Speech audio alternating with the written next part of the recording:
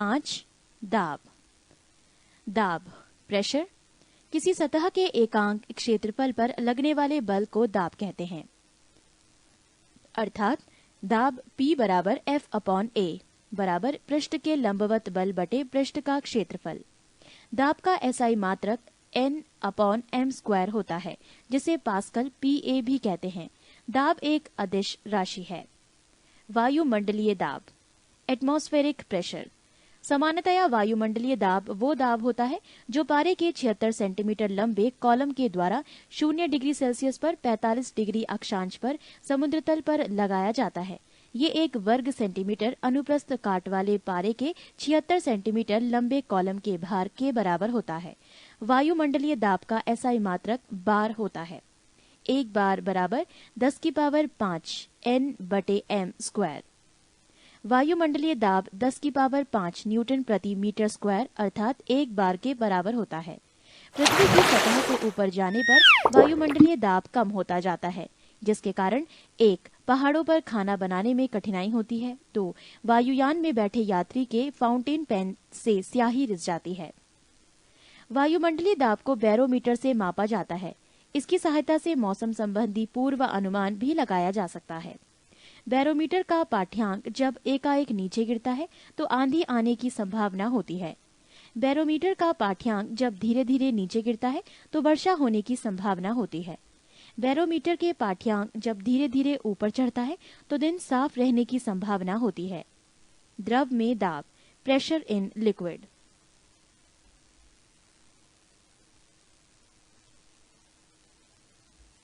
द्रव के अणुओं के द्वारा बर्तन की दीवार अथवा तली के प्रति एकांक क्षेत्रफल पर लगने वाले बल को द्रव का दाब कहते हैं। द्रव के अंदर किसी वस्तु बिंदु पर द्रव के कारण दाब द्रव की सतह से उस बिंदु की गहराई h, द्रव के घनत्व d तथा गुरुत्वीय त्वरण g के गुणनफल के बराबर होता है।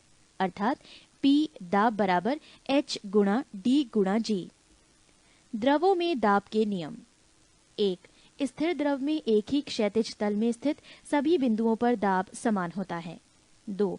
स्थिर द्रव के भीतर किसी बिंदु पर दाब प्रत्येक दिशा में बराबर होता है। 3.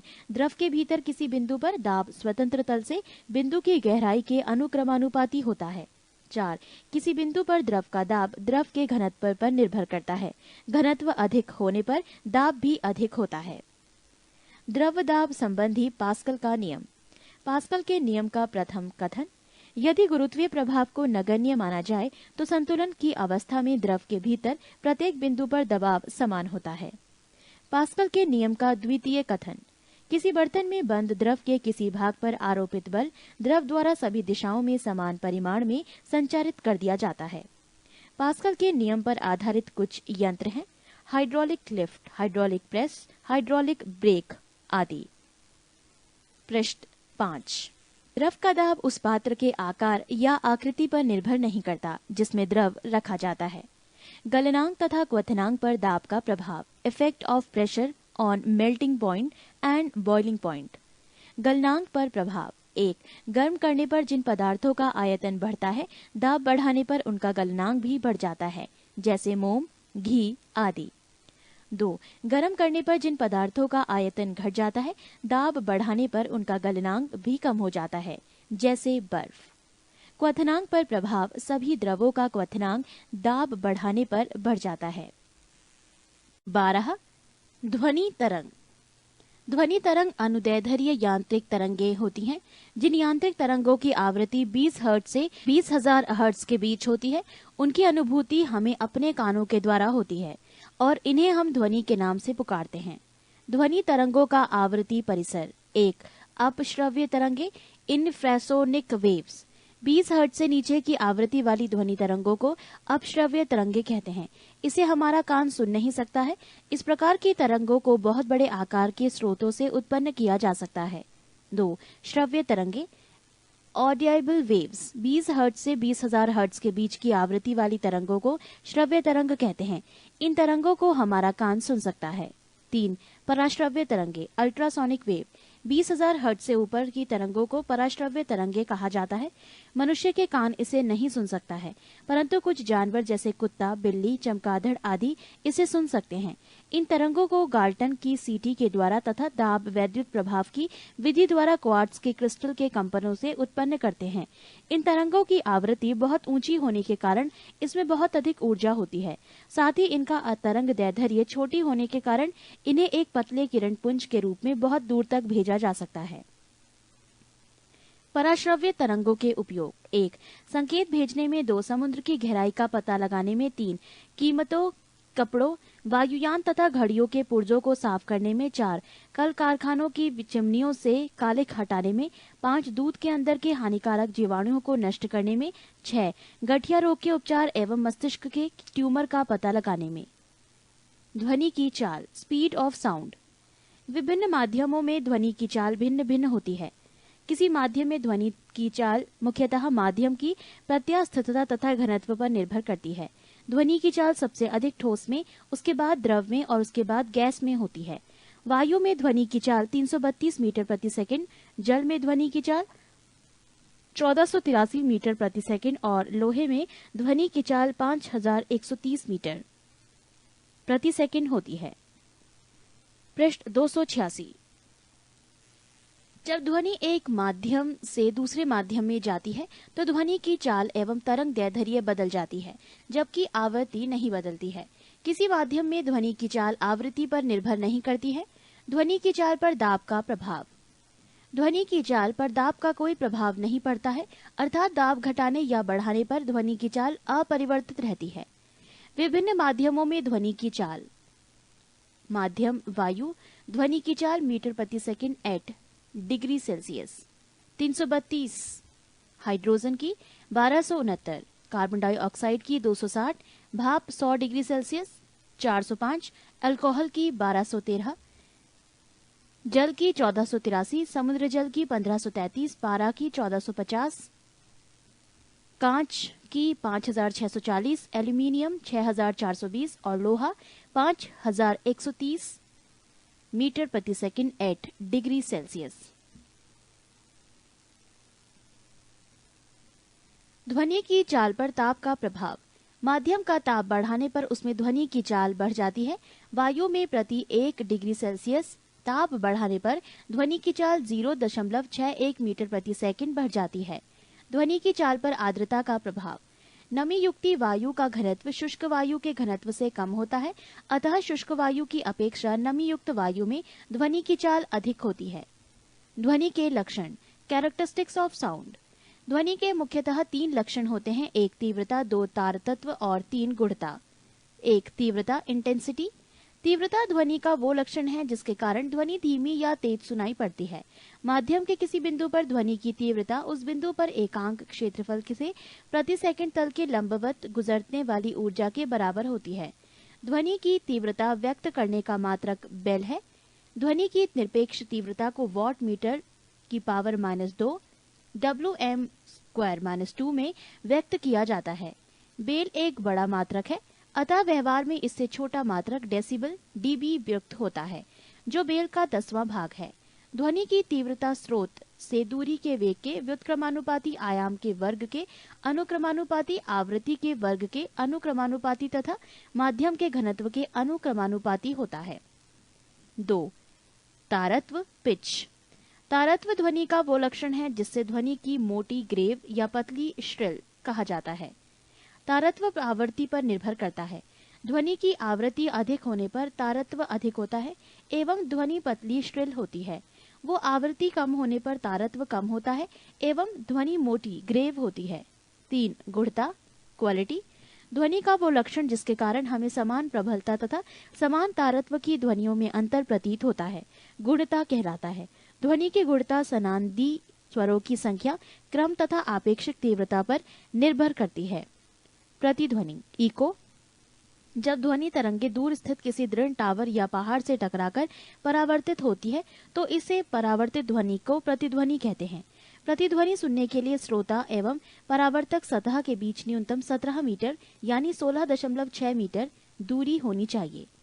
कान पर ध्वनि का प्रभाव 1/10 सेकंड तक रहता है। ध्वनि के अपवर्तन के कारण ध्वनि दिन की अपेक्षा रात में अधिक दूरी तक सुनाई पड़ती है। अनुनाद, रेसोनेंस।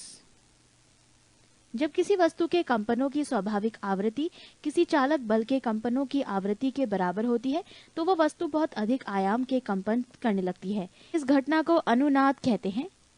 पृष्ठ 287। ध्वनि का व्यतिकरण, इंटरफेरेंस ऑफ साउंड।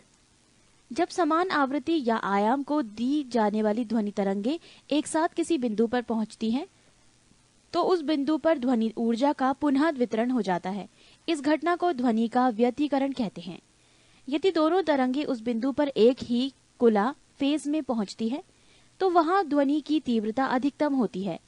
इसे समपोषी कंस्ट्रक्टिव व्यतिकरण कहते हैं। यदि दोनों तरंगे विपरीत कला में पहुंचती हैं, तो वहां पर तीव्रता न्यूनतम होती है। इसे विनाशी डिस्ट्रक्टिव व्यतिकरण कहते हैं। ध्वनि का विवर्तन, डिफरैक्शन ऑफ साउंड। ध्वनि का तरंग दैर्ध्य 1 मीटर की कोटि का होता है। अतः जब इसी कोटि का कोई अवरोध ध्वनि का मार्ग में आता है तो ध्वनि अवरोध के किनारे से मुड़कर आगे बढ़ जाती है। इस घटना को ध्वनि का विवर्तन कहते हैं। डॉपलर प्रभाव, डॉपलर्स इफेक्ट। जब किसी ध्वनि स्रोत एवं श्रोता के बीच आपेक्षिक गति होती है तो श्रोता को ध्वनि की आवृत्ति उसकी वास्तविक आवृत्ति से अलग सुनाई पड़ती है। इसे ही डॉपलर प्रभाव कहते हैं।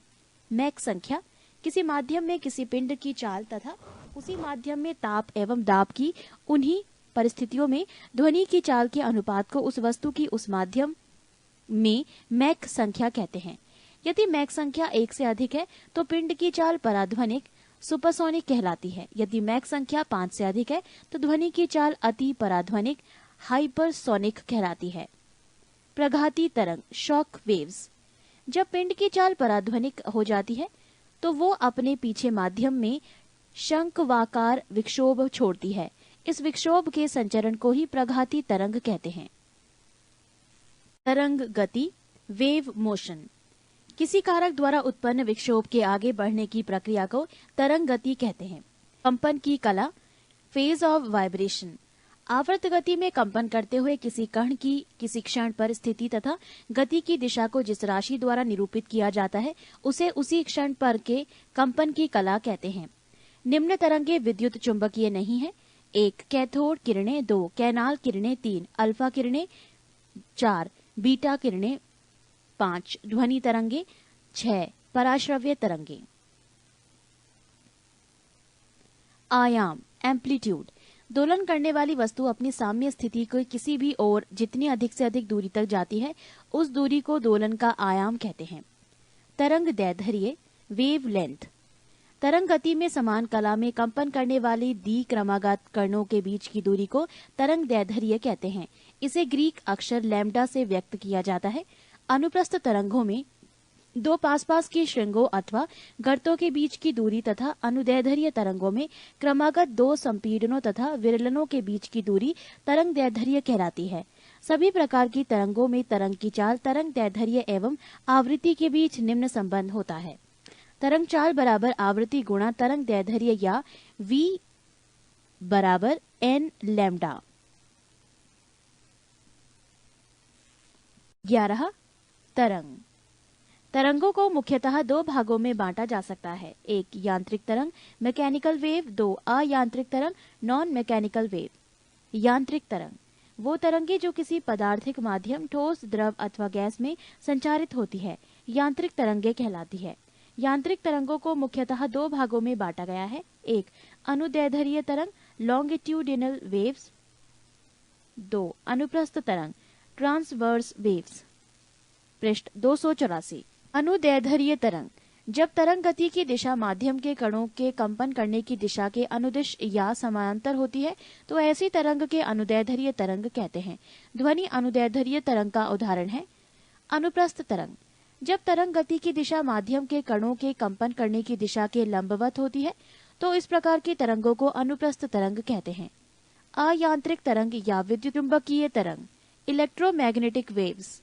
वैसी तरंगे जिसके संचरण के लिए किसी माध्यम की आवश्यकता नहीं होती है, अर्थात तरंगे निर्वात में भी संचारित हो सकती हैं, उन्हें विद्युत चुंबकीय या अयांत्रिक तरंग कहते हैं।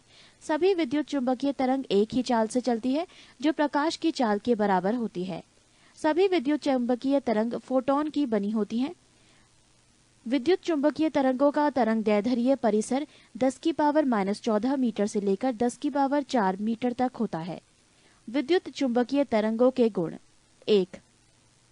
ये उदासीन होती हैं। 2. ये अनुप्रस्थ होती हैं। 3. ये प्रकाश के वेग से गमन करती है। 4. इसके पास ऊर्जा एवं संवेग होती है। 5. इसकी अवधारणा मैक्सवेल के द्वारा प्रतिपादित किया गया। प्रमुख विद्युत चुंबकीय तरंगे: 1. गामा किरणें। विद्युत चुंबकीय तरंगे। खोजकर्ता बैकुरल। तरंग दैर्ध्य परिसर 10⁻⁻14 मीटर से 10⁻⁻10 मीटर। आवृत्ति परिसर हर्ट्ज 10⁻20 से 10⁻18 तक। उपयोग: इसके वेधन क्षमता अत्यधिक होती है। इसका उपयोग नाभिकीय अभिक्रिया तथा कृत्रिम रेडियोधर्मिता में की जाती है। 2. विद्युत चुंबकीय तरंगे एक्स किरणें। खोजकर्ता रॉन्जन। तरंग दैर्ध्य 10⁻⁻10 मीटर से 10⁻⁻8 मीटर तक। आवृत्ति परिसर 10⁻18 से 10⁻16 तक। उपयोग: चिकित्सा एवं औद्योगिक क्षेत्र में इसका उपयोग किया जाता है। 3. पराबैंगनी किरणें। खोजकर्ता रिटर। तरंग दैर्ध्य परिसर 10⁻⁻8 मीटर से 10⁻⁻7 मीटर तक। आवृत्ति परिसर 10⁻14 तक। उपयोग: सिकाई करने, प्रकाश वैद्युत प्रभाव को उत्पन्न करने, बैक्टीरिया को नष्ट करने में किया जाता है। 4. दृश्य विकिरण। खोजकर्ता न्यूटन। तरंग दैर्ध्य परिसर 3.9 × 10⁻⁻7 मीटर से 7.8 × 10⁻⁻7 मीटर तक। आवृत्ति 10⁻14 से 10⁻12 तक। उपयोग: इससे हम वस्तुएं दिखलाई पड़ती है। 5. अवरक्त विकिरण। खोजकर्ता हर्शेल। तरंग दैर्ध्य परिसर 7.8 × 10⁻7 से 10⁻3 मीटर तक। आवृत्ति परिसर हर्ट्ज 10⁻12 से 10⁻10 हर्ट्ज तक। उपयोग: ये किरणें ऊष्मीय विकिरण है। ये जिस वस्तु पर पड़ती हैं उसका ताप बढ़ जाता है। इसका उपयोग कोहरे में फोटोग्राफी करने एवं रोगियों की सेकाई करने में किया जाता है। 6. लघु रेडियो तरंगे या हर्ट्जियन तरंगे। खोजकर्ता हेनरिक हर्ट्ज। तरंग दैर्ध्य परिसर 10⁻3 मीटर से 1 मीटर तक। आवृत्ति परिसर 10⁻10 से 10⁻8 तक। उपयोग: रेडियो, टेलीविजन एवं टेलीफोन में इसका उपयोग होता है। 7. विद्युत चुंबकीय तरंगे, दीर्घ रेडियो तरंगे। खोजकर्ता मार्कोनी। तरंग दैर्ध्य परिसर 1 मीटर से 10⁻4 मीटर तक। आवर्ती परिसर हर्ट्ज में 10⁻6 से 10⁻4 हर्ट्ज तक। उपयोग: रेडियो एवं टेलीविजन में उपयोग होता है। नोट: 10⁻³ मीटर से 10⁻² मीटर की तरंगे सूक्ष्म तरंगे कहलाती हैं। पृष्ठ 285। 10. सरल आवर्त गति। आवर्त गति पीरियोडिक मोशन। एक निश्चित पथ पर गति करती वस्तु जब एक निश्चित समय अंतराल के पश्चात बार बार अपनी पूर्व गति को दोहराती है तो इस प्रकार की गति को आवर्त गति कहते हैं। दोलन गति, ऑस्किलेटरी मोशन। किसी पिंड की साम्य स्थिति के इधर उधर गति करने को दोलन अथवा काल्पनिक गति कहते हैं। एक दोलन या एक कंपन, दोलन करने वाले कण का अपनी साम्य स्थिति के एक ओर जाना, फिर साम्य स्थिति में वापस आकर दूसरी ओर जाना और पुनः साम्य स्थिति में वापस लौटना एक दोलन या कंपन कहलाता है। आवर्तकाल, टाइम पीरियड। एक दोलन पूरा करने के समय को आवर्तकाल कहते हैं। आवृत्ति, फ्रीक्वेंसी। कंपन करने वाली वस्तु एक सेकंड में जितना कंपन करती है उसे उसकी आवृत्ति कहते हैं। इसका SI मात्रक हर्ट्ज होता है। यदि आवृत्ति n तथा आवर्तकाल t हो तो n बराबर I/T होता है। सरल आवर्त गति, सिंपल हार्मोनिक मोशन। यदि कोई वस्तु एक सरल रेखा पर मध्यमान स्थिति मीन पोजीशन के इधर उधर इस प्रकार की गति करे कि वस्तु का त्वरण मध्यमान स्थिति से वस्तु के विस्थापन के अनुक्रमानुपाती हो तथा त्वरण की दिशा मध्यमान स्थिति की ओर हो, तो उसकी गति सरल आवर्त गति कहलाती है। पृष्ठ 283। सरल आवर्त गति की विशेषताएं। सरल आवर्त गति करने वाला कण जब अपनी मध्यमान स्थिति से गुजरता है तो 1. उस पर कोई बल कार्य नहीं करता है। 2. उसका त्वरण शून्य होता है। 3. वेग अधिकतम होता है। 4. गतिज ऊर्जा अधिकतम होती है। 5. स्थितिज ऊर्जा शून्य होती है। सरल आवर्त गति करने वाला कण जब अपनी गति के अंत बिंदुओं से गुजरता है तो 1. उसका त्वरण अधिकतम होता है। 2. उस पर कार्य करने वाला प्रत्यानयन बल अधिकतम होता है। 3. गतिज ऊर्जा शून्य होती है। 4. स्थितिज ऊर्जा अधिकतम होती है। 5. वेग शून्य होता है। सरल लोलक, सिंपल पेंडुलम। यदि एक भारहीन व लंबाई में न बढ़ने वाली डोरी के निचले सिर से पदार्थ के किसी गोल परंतु भारी कण को लटकाकर डोरी को किसी दृढ़ आधार से लटका दे तो इस समायोजन को सरल लोलक कहते हैं। यदि लोलक बॉब को साम्य स्थिति से थोड़ा विस्थापित करके छोड़ दे तो इसकी गति सरल आवर्त गति होती है। यदि डोरी का प्रभावी लंबाई I एवं गुरुत्वीय त्वरण G हो तो सरल लोलक का आवर्तकाल T बराबर 2 पाई ब्रैकेट L/G होता है। इसे निम्न निष्कर्ष निकलते हैं। 1. T directly proportional bracket L अर्थात लंबाई बढ़ने पर T बढ़ जाएगा। यही कारण है कि यदि कोई लड़की झूला झूलते झूलते खड़ी हो जाए तो उसका गुरुत्व केंद्र ऊपर उठ जाएगा और प्रभावी लंबाई घट जाएगी, जिससे झूले का आवर्तकाल घट जाएगा, अर्थात झूला जल्दी जल्दी दोलन करेगा। 2. आवर्तकाल लोलक के द्रव्यमान पर निर्भर नहीं करता है, अतः झूलने वाली लड़की की बगल में कोई दूसरी लड़की आकर बैठ जाए तो आवर्तकाल पर कोई प्रभाव नहीं पड़ेगा। 3. T directly proportional bracket L/G, यानी किसी लोलक घड़ी को पृथ्वी तल से ऊपर या नीचे ले जाया जाए तो घड़ी का आवर्तकाल T बढ़ जाता है, अर्थात घड़ी सुस्त हो जाती है, क्योंकि पृथ्वी तल से ऊपर या नीचे जाने पर G का मान कम होता है। 4. यदि लोलक घड़ी को उपग्रह पर ले जाएं तो वहां भारहीनता के कारण G बराबर O, अतः घड़ी का आवर्तकाल T अनंत हो जाएगा, अतः उपग्रह में लोलक घड़ी काम नहीं करेगी। गर्मियों में लोलक की लंबाई I बढ़ जाएगी तो उसका आवर्तकाल T भी बढ़ जाएगा, अतः घड़ी सुस्त हो जाएगी। सर्दियों में I कम हो जाने पर T भी कम हो जाएगा और लोलक घड़ी तेज चलने लगेगी। चंद्रमा पर लोलक घड़ी को ले जाने पर उसका आवर्तकाल बढ़ जाएगा, क्योंकि चंद्रमा पर G का मान पृथ्वी के G के मान का 1/6 गुना है। 9. प्रत्यास्थता। प्रत्यास्थता इलास्टिसिटी। प्रत्यास्थता पदार्थ का वो गुण है जिसके कारण वस्तु उस पर लगाए गए बाह्य बल से उत्पन्न किसी भी प्रकार के परिवर्तन का विरोध करती है तथा जैसे ही बल हटा लिया जाता है वह अपनी पूर्व अवस्था में वापस आ जाती है। प्रत्यास्थता की सीमा इलास्टिक लिमिट, विरूपक बल के परिमाण की वो सीमा जिससे कम बल लगाने पर पदार्थ में प्रत्यास्थता का गुण बना रहता है तथा जिससे अधिक बल लगाने पर पदार्थ का प्रत्यास्थता का गुण समाप्त हो जाता है, प्रत्यास्थता की सीमा कहलाती है। विकृति स्ट्रेन।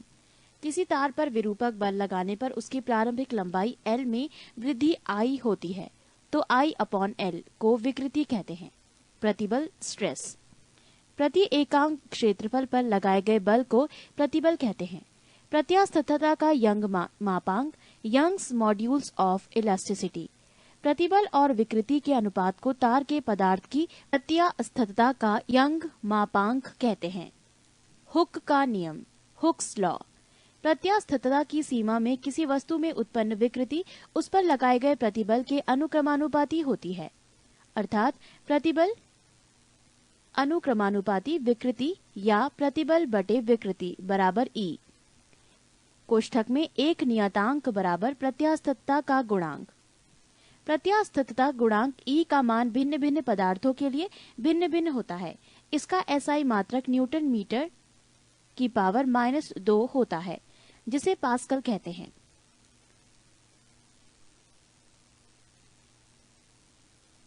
यंग का प्रत्यास्थता गुणांक Y बराबर अनुदैर्ध्य प्रतिबल बटे अनुदैर्ध्य विकृति।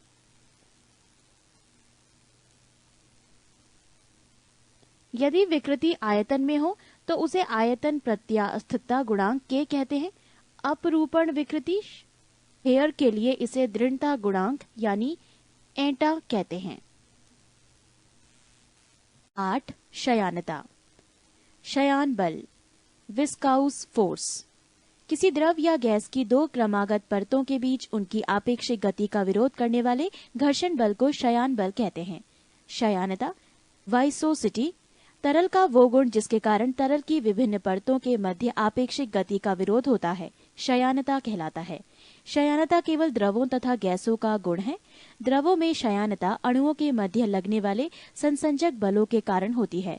गैसों में शयानता इसकी एक परत से दूसरी परत में अणुओं के स्थानांतरण के कारण होती है। गैसों में शयानता द्रवों की तुलना में बहुत कम होती है। ठोसों में शयानता नहीं होती है। एक आदर्श तरल की शयानता 0 होती है। ताप बढ़ने पर द्रवों की शयानता घट जाती है, परंतु गैसों की बढ़ जाती है। किसी तरल की शयानता को शयानता गुणांक कोएफिशिएंट ऑफ वाइसोसिटी द्वारा मापा जाता है। इसका एसआई मात्रक डेका पॉइज या पॉजली पीआई या पास्कल सेकेंड पीएएस है। इसे प्रायः एन ईटा द्वारा सूचित किया जाता है। सीमांत वेग।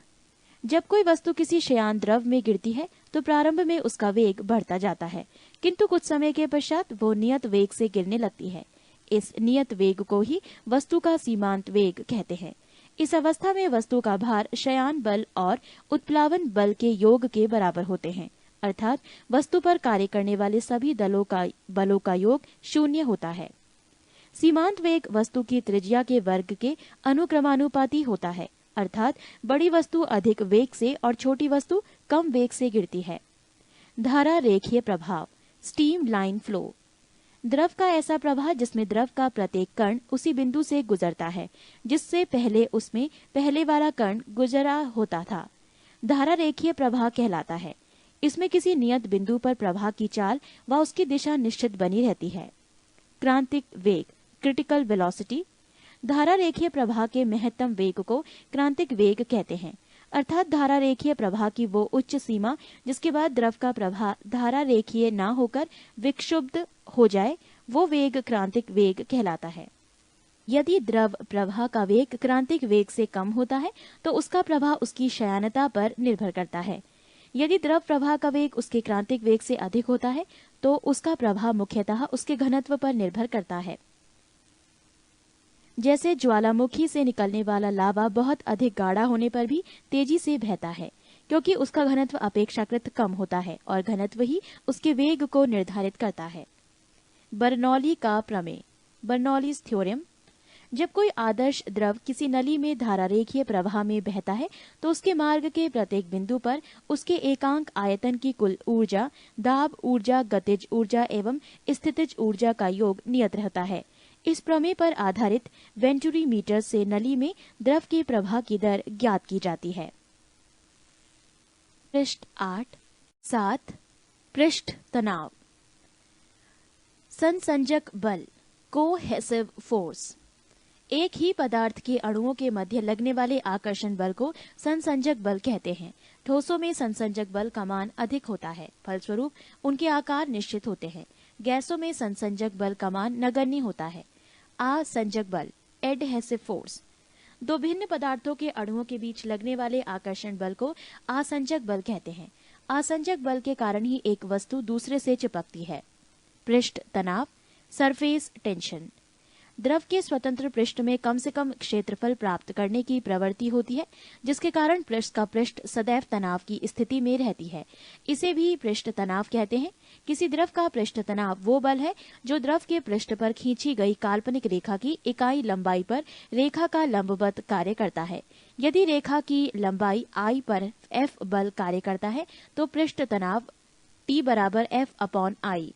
पृष्ठ तनाव का SI मात्रक न्यूटन प्रति मीटर होता है।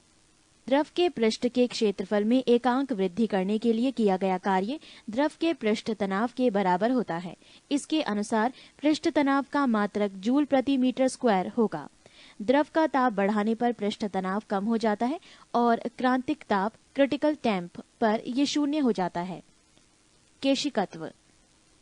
केश नली, कैपिलरी ट्यूब, एक ऐसी खोखली नली जिसकी त्रिज्या बहुत कम तथा एक समान होती है, केश नली कहलाती है। केश नली में द्रव के ऊपर चढ़ने या नीचे दबने की घटना को केशिकत्व, कैपिलैरिटी कहते हैं। किस सीमा तक द्रव केश नली में चढ़ता या उतरता है, ये केश नली की त्रिज्या पर निर्भर करता है। संकीर्ण नली में द्रव का चढ़ाव अधिक तथा चौड़ी नली में द्रव का चढ़ाव कम होता है। सामान्यतः जो द्रव कांच को भिगोता है वो केश नली में ऊपर चढ़ जाता है और जो द्रव कांच को नहीं भिगोता है वो नीचे दब जाता है। जैसे जब केश नली को पानी में डुबोया जाता है तो पानी ऊपर चढ़ जाता है और पानी की सतह केश नली के अंदर धंसा हुआ रहता है। इसके विपरीत जब केशनली को पारे में डुबाया जाता है तो पारा केशनली में बर्तन में रखे पारे की सतह से नीचे ही रहता है और केशनली में पारा की सतह उभरा हुआ रहता है। केशिकत्व का उदाहरण: 1. ब्लॉटिंग पेपर स्याही को शीघ्र सोख लेता है क्योंकि इसमें बने छोटे छोटे छिद्र केशनली की तरह कार्य करती है। 2. लालटेन या लैंप की बत्ती में केशिकत्व के कारण ही तेल ऊपर चढ़ता है। 3. पेड़ पौधों की शाखाओं, तनों एवं पत्तियों तक जल और आवश्यक लवण केशिकत्व की क्रिया के द्वारा ही पहुंचते हैं। 4. कृत्रिम उपग्रह के अंदर भारहीनता की अवस्था यदि किसी केशनली को जल में खड़ा किया जाए तो नली में चढ़ने वाले जल स्तंभ का प्रभावी भार शून्य होने के कारण जल नली के दूसरे सिरे तक पहुंच जाएगा, चाहे केशनली कितनी भी लंबी क्यों ना हो। 5. वर्षा के बाद किसान अपने खेतों की जुताई कर देते हैं ताकि मिट्टी में बनी केशनलियां टूट जाएं और पानी ऊपर ना आ सके व मिट्टी में नमी बनी रहे। पतली सुई पृष्ठ तनाव के कारण ही पानी पर तैराई जा सकती है। साबुन, डिटर्जेंट आदि जल का पृष्ठ तनाव कम कर देते हैं, अतः वो मैल में गहराई तक चले जाते हैं जिससे कपड़ा ज्यादा साफ होता है। साबुन के घोल के बुलबुले बड़े इसलिए बनते हैं कि जल में साबुन घोलने पर उसका पृष्ठ तनाव कम हो जाता है। पृष्ठ 7 पानी पर मच्छरों के लार्वा तैरते रहते हैं, परंतु पानी में मिट्टी का तेल छिड़क देने पर उसका पृष्ठ तनाव कम हो जाता है जिससे लार्वा पानी में डूबकर मर जाते हैं। गरम सूप स्वादिष्ट लगता है क्योंकि गरम द्रव का पृष्ठ तनाव कम होता है, अतः वो जीभ के ऊपर सभी भागों में अच्छी तरह फैल जाता है। 6. प्लवन, उत्प्लावक बल, बियोयांट फोर्स द्रव का वो गुण जिसके कारण वो वस्तुओं पर ऊपर की ओर एक बल लगाता है उसे उत्क्षेप या उत्प्लावक बल कहते हैं। ये बल वस्तुओं द्वारा हटाए गए द्रव के गुरुत्व केंद्र पर कार्य करता है, जैसे उत्प्लावन केंद्र, सेंटर ऑफ ब्योयांसी कहते हैं। इसका अध्ययन सर्वप्रथम आर्किमिडीज ने किया था। आर्किमिडीज का सिद्धांत: जब कोई वस्तु किसी द्रव में पूरी अथवा आंशिक रूप से डुबोई जाती है तो उसके भार में कमी का आभास होता है।